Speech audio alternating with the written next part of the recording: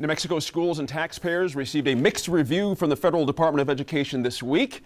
The feds granted New Mexico a waiver for underfunding special education in 2010. Now keep that date in mind, 2010.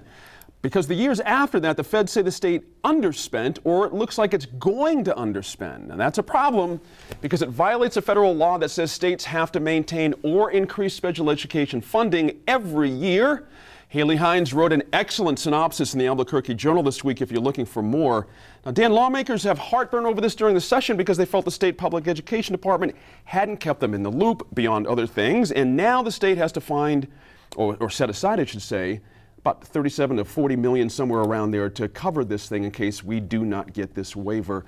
Let's lay some blame here. Who is to blame here? Is it our education secretary designate, Hannah Skandera? Is it well, I'm not sure how you're going to blame her for the two budgets that she inherited. The 11 budget was passed in 10. Sure. The 10 budget was passed in 09. Those were both under Richardson's time. What I find interesting is 12 and 13's under review as well. See, that's well, let's talk about that when it happens, Gene. Okay. So I think you're making a crucial mistake of saying, well, we got facts on these two.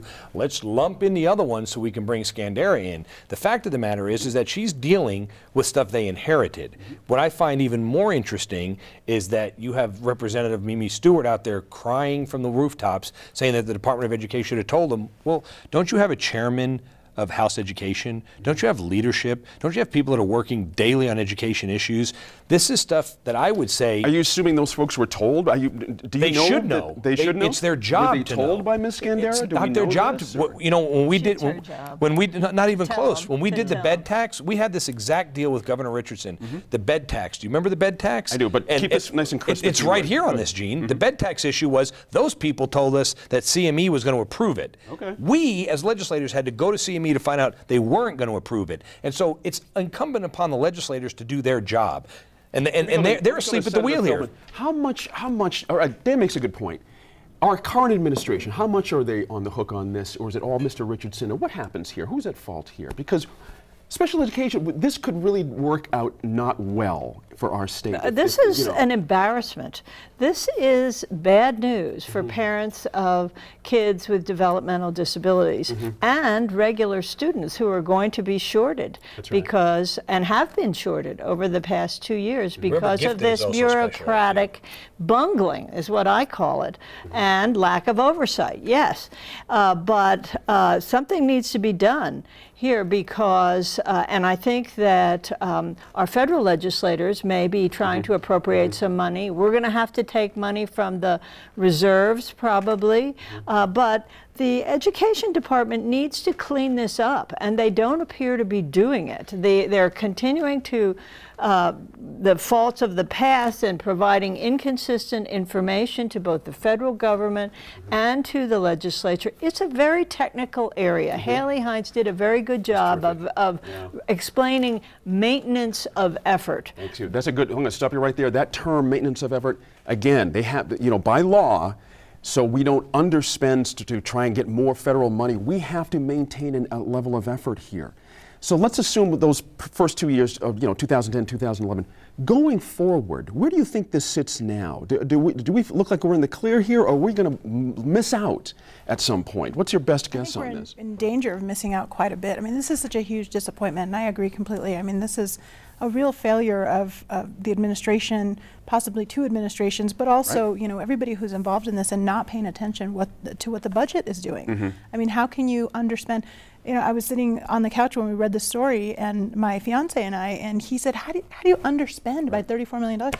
You underspend by basically not funding programs properly, not hiring people properly. It's mismanagement, period. And I love how in Dan's version of the world, the legislature is the main branch and everybody else is sort of down here. The legislature has some oversight and some responsibility, but they are not the frontline providers. Where's the budget come from? The executive is the frontline provider. The agency people are responsible here. Where's the budget And we come have from? to figure out how to make this happen. That's right.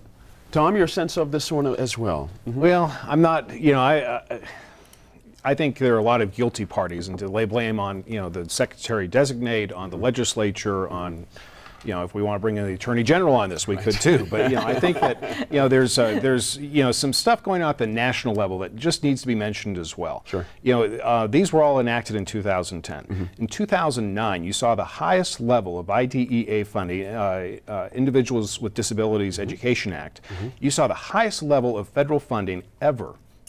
And then it just all steadily dropped off. Right. So a case could be made that they were setting the states up, you know, knowing that, you know what, we're just going to start cutting back from here on out.